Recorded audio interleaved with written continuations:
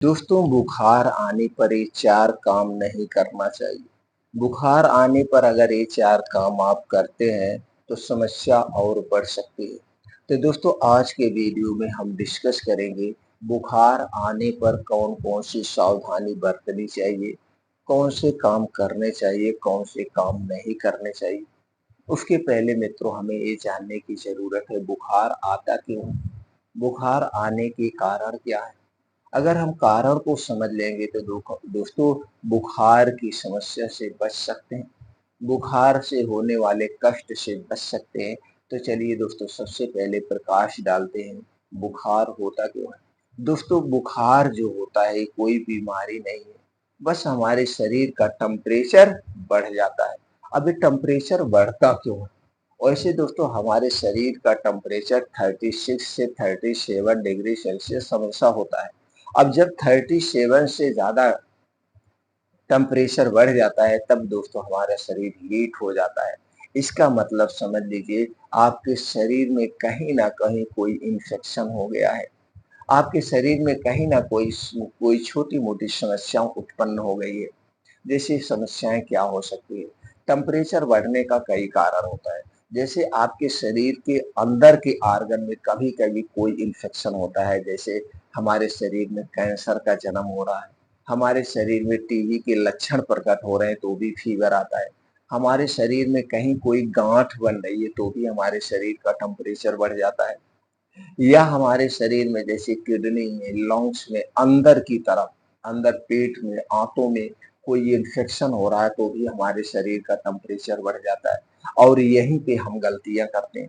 क्या गलतियाँ करते हैं? दोस्तों हम अपने मन से जाकर मेडिकल स्टोर से दर्द की दवाएँ ले लेते हैं या बुखार की दवाएँ ले लेते हैं तो मेडिकल स्टोर वाले उस हिसाब से जो टेम्परेचर बढ़ा हुआ है उसी हिसाब से आपको दवा दे देते हैं। आप दवाएँ खा लेते हैं और वो दर्द दूर हो जाता है। फिर आप दवा लाएँ, फिर खा ली, ऐसे 10-15 दिन लगा देते हैं कभी-कभी। और कभी-कभी दोस्तों आप जो है कुछ ऐसे डॉक्टर होते हैं गाँव में जिसे हम झोला छाप कहते हैं। ये लोग क्या करते हैं दवाएँ दे देते हैं, एंटीबायोटिक दे देते हैं, तो मर्ज़ कुछ दिन के लिए दब जाती है। दबने के बाद ये मर्ज़ अंदर-अंदर बढ़ती जाती है, ठीक नहीं होती। एक तो ये प्रकार के बुखार होते हैं, ठीक नहीं होती है और फिर आगे जाके बड़ी समस्या का फ हो जाती है, बड़ी समस्या पैदा कर देती है। दूसरी तरफ दोस्तों बुखार जो होता है, वो वायरल फीवर होता है। जैसे मौसम चेंज हो रहा है, मौसम चेंज होने की वजह से फीवर होता है। लेकिन ये जो मौसम चेंज होने की वजह से फीवर होता है, इसमें दोस्तों ये फीवर कुछ आप सावधानी बरतते हैं, कुछ घर के काढ़ा बना के पी लेते हैं, कुछ नुस्खे करते थे, फीवर अपने आप ठीक हो जाता है।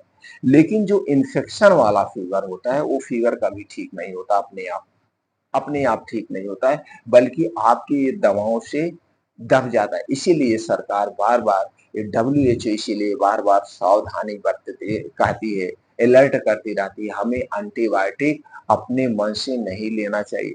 ये एंटीबायोटिक हमारे स्वास्थ्य के लिए हानिकारक है। ये मर्ज को दाब देती है। इसीलिए आपके शरीर में जब भी बुखार हो, आपको लगता है मौसम बदलने की वजह से नहीं हो रहा है। अगर जो मौसम बदलने की वजह से फीवर होता है, इसमें शरीर बहुत ज़्यादा कमज़ोर नहीं होता है। लेकिन जब इन्फेक्शन की वजह से फीवर होता है, तो आपका शरीर कमज़ोर हो जाता है। आपको भूख नहीं लगती है।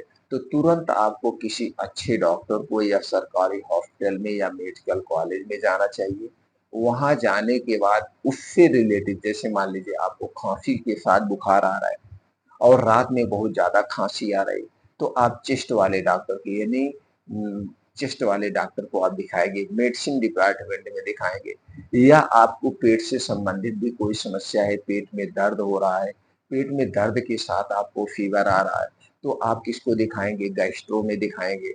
अगर आपको दोस्तों किडनी में दर्द हो रहा है, कभी-कभी पेशाब भी पीली होने लगती है, पेशाब दर्द के साथ होती है या पेशाब की कलर में कोई बदलाव आ रहा है, तो दोस्तों आप यूरोलॉजिस्ट को दिखाएँगे, यानी जिससे संबंधित बीमारी हो रही है और उस समय आपको फ़ीवर आ रहा है। तो मित्रों उस डिपार्टमेंट में आपको जाना चाहिए, वहाँ दिखाना चाहिए, तो उससे संबंधित जाँचें की जाएगी। जाँचे में जो बीमारी निकल के आती है, उस बीमारी का जब इलाज किया जाएगा, उस बीमारी की दवा दी जाएगी तो फीवर अपने आप ठीक हो जाएगा। जो आपके शरीर का टेम्परेचर बढ़ गया वो टेम्परेचर अपने आप नॉर्मल हो जाएगा। जैसे मान लीजिए जाँच में टीबी निकलती है, तो जब टीबी की दवा जिस दिन से आप शुरू करेंगे, 2 खुराक 3 खुराक खाते ही आपके शरीर का टेम्परेचर नॉर्मल होना शुरू हो जाएगा। ना तो यहाँ पे आपको पैरासिटामॉल लेने की ज़रूरत पड़ती है और ना तो एंटीबायोटिक लेने की ज़रूरत पड़ती है, उस टीबी की दवा से ही ठीक हो जाता है। इसलिए दोस्तों हमें सावधानी बरतना चाहिए, तुरंत हॉस्पिटल पहुँचना चाहिए। ये तो हो गया सावधानी बरतें। अब दोस्तों जब फीवर हो रहा है, मान लीजिए आपको टीबी से संबंधित फीवर हो रहा है या शरीर में इन्फेक्शन है, तो आपको कोई ठंडी चीज़ नहीं लेना है। वैसे किसी भी प्रकार का जब फीवर हो जाए, इस समय दोस्तों आपको ना तो ज़्यादा मेहनत करने की ज़रूरत है, इस समय आपको शरीर को आराम देना है।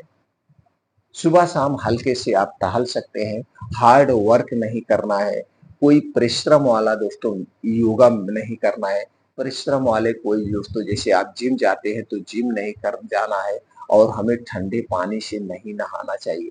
हमें ठंडे पानी से कभी नहीं नहाना चाहिए, नॉर्मल पानी से नहाना चाहिए या हल्का-सा गुनगुना पानी से नहाना चाहिए।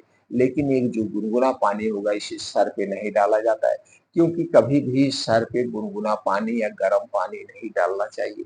एक गर्दन के ऊपर, हृदय के ऊपर से हमें कभी भी सर पे गर्म पानी नहीं डालना चाहिए। दूध, दही, कोल्ड ड्रिंक्स नहीं लेना चाहिए। कोई भी फीवर हो, तो दोस्तों ये थोड़ी-थोड़ी सावधानियाँ हैं जिसे आपको बरतना पड़ेगा और भरपूर मात्रा में आपको पानी पीना चाहिए, वो भी रूम टेम्परेचर का। और दोस्तों इस समय आपको भूख कम लगती है, हमारा पाचन स्लो हो जाता है, तो स्लो पाचन में दोस्तों कोई गरिष्ठ भोजन नहीं लेना, हैवी चीज़ें नहीं खाना है, तली-भुनी चीज़ें नहीं खाना है, हल्का सुपाच्य खाना ले सकते हैं, फलों का जूस ले सकते हैं, दोस्तों सूप ले सकते हैं या दलिया ले सकते हैं, जो जल्दी से डाइजेस्ट हो जाए, यही खाना हमें खाना चाहिए। मूँग की खिचड़ी आप खा सकते हैं, क्योंकि हमें पाचन तंत्र पे जोर नहीं देना है और इस समय हमारा पाचन तंत्र तो स्लो रहता ही है। तो ये छोटी-छोटी हमें सावधानी बरत के दोस्तों फीवर को जल्दी से ठीक कर सकते हैं। सबसे ज़्यादा जो हमें ध्यान देने की ज़रूरत है, खट्टी चीज़ें नहीं लेना है, जैसे खटाई, अचार ये नहीं लेना है। खट्टी चीज़ें नहीं लेना है, ठंडी चीज़ें नहीं लेना है, तली-भुनी चीज़ें नहीं लेना है।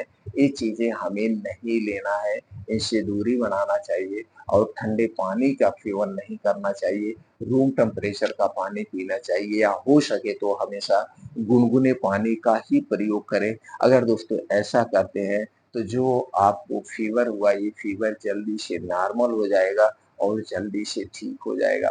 दोस्तों अगर आप हर बीमारी से दूर रहना चाहते हैं, हमेशा स्वस्थ और निरोग रहना चाहते हैं, इसके लिए दोस्तों आपको आयुर्वेद के रूल्स अपनाना होगा। जैसे खाना खाने के नियम, पानी पीने के नियम, सोने के नियम, जागने के नियम, हमारी डेली की दिनचर्या कैसी होनी चाहिए, हमारा खान-पान कैसे होना चाहिए, हमें कब सोना चाहिए, हमें कब जागना चाहिए, दोस्तों इसे अपनाना होगा और इससे संबंधित हमारे चैनल पर अलग-अलग से वीडियो पड़ी है, उसे आप देख सकते हैं।